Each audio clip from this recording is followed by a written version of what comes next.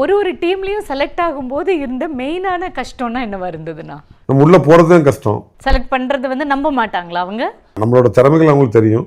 இருந்தாலும் அவங்க வந்து சிச்சுவேஷன் வந்து யாராவது ஒருத்தங்க நம்மளை தடுத்துக்கிட்டே இருப்பாங்க. அந்த கோச் நம்ம மேலே உள்ள நம்பிக்கையில் நம்மளை எடுத்தால் தான் உண்டு. அதே மாதிரி அந்த கோச் வந்து நம்மளோட நம்பிக்கையில் எடுத்தார். பேப்பர் முடிஞ்சு அதே மாதிரி இபியும் அப்படி தான். எங்களுக்கு வந்து எந்த விதமான இதுவுமே கிடையாது. எனக்கு ரவிசுந்தருக்கும் வெள்ளை பேப்பரில் கையெழுத்து போட்டு எங்களுக்கு வந்து அப்பாயின்மெண்ட் ஆர்டர் கொடுத்து விட்டாங்க. அப்ளிகேஷனே போடல நாங்கள். ஆனால் ஒயிட் பேப்பரில் அவங்களே அப்ளிகேஷன் ரெடி பண்ணி எனக்கு ரவிசுந்தருக்கும் ஆர்டர் வாங்கி கொடுத்தாங்க. நீங்கள் மின்சாரம், அதனால தான் மின்சார வாரியத்தில் இன்றைக்கி பணி புரிஞ்சிட்டு இருக்கேன். பட் ஒரு இடத்துல வந்து உங்களை செலக்ட் பண்ணலை அப்படின்னா அந்த இடத்துல நீங்கள் மனசளவில் தோண்டு போவீங்களா, இல்லை வந்துரும்னு நினச்சி வெயிட் பண்ணுவீங்களா? நான் எப்போவுமே வந்து நான் சொன்னோம்ல அவங்ககிட்ட, ஒரு எனக்கு செலெக்ஷன் கிடைக்கலன்னா அதை பற்றி நான் வருத்தவே பட மாட்டேன். எதுக்குன்னா இந்த எப்போவுமே என் மனசுக்குள்ளே ஓடுறது அப்படி தான். நம்மளோட நல்ல பிளேயர் தான் கொடுக்க போகிறாங்க, நம்மளுக்கு வந்து குறைஞ்ச பிளேயர் கொடுக்கல. அதனால் அந்த செலெக்ஷனில் வந்து நான் வந்து இப்போ பெருசாக ஒன்றும் இது பண்ணல.